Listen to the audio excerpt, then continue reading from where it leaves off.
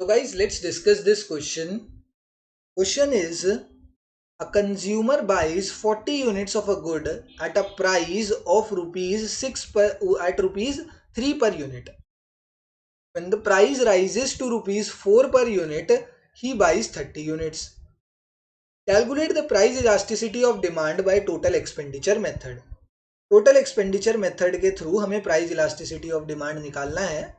तो हम पहले बनाएंगे टेबल के अंदर हम लिखेंगे प्राइस जो हमें दे रखा है, क्वांटिटी भी हमें क्वेश्चन में मेंशन्ड है कि कितनी क्वांटिटी उसने परचेज करी है। उसके बाद हम लास्ट में निकालेंगे टोटल एक्सपेंडिचर। क्या निकालेंगे? Total expenditure. मेरा टोटल खर्चा क्या है? देखो, मैं गया मार्केट में, मैंने चार मैगी खरीदी और एक मैगी जो थी 11 रुपए की थी।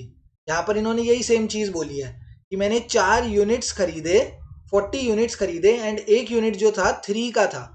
तो तुम बताओ, अब वो मैगी वाला बताओ कि मैंने 4 मैगी खरीदी एंड एक मैगी 11 रुपए की थी। तो 4 × 11 मेरा टोटल खर्चा कितना हुआ?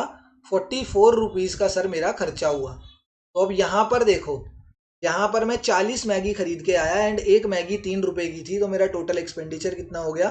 120। तो इसका कोई फॉर्मूला नहीं है, सिंपल सी बात है। वैसे तो फॉर्मूला होता है बट जर्नल लाइफ से ही रिलेटेड है ये, कि जितना भी पर यूनिट प्राइस है उसको मल्टीप्लाई कर दो क्वांटिटी के साथ।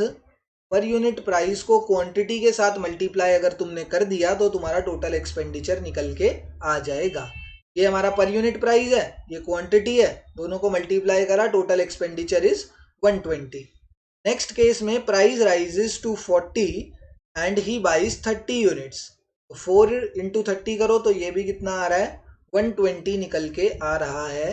तो यहाँ पर हमने क्या रिलेशनशिप देखा? हमें दो चीजों के बीच में रिलेशनशिप देखना होता है, प्राइस एंड टोटल एक्सपेंडिचर के बीच में। तो प्राइस यहाँ पर इंक्रीज हो रहा है and total expenditure is constant और सेम।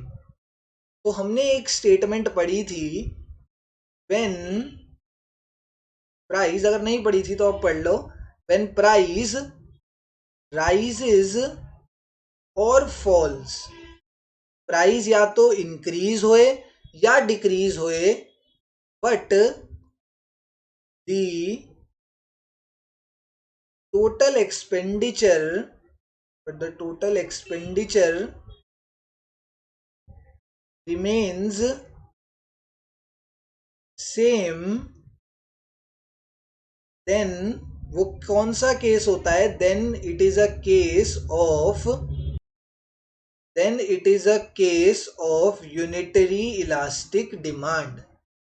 हमें ये याद रखनी है कंडीशन कि प्राइस के इंक्रीज या डिक्रीज होने पर, यहाँ पर तो इंक्रीज हो रहा है, मैं कह रहा हूँ अगर डिक्रीज भी हो जाता और हमारा जो टोटल एक्सपेंडिचर है वो उस केस में कांस्टेंट रहता या सेम रहता, जैसे इस केस में है 120 ही है, कांस्टेंट है। अगर टोटल एक्सपेंडिचर क्या रहता? सेम रहता, then that demand is known as unitary elastic demand.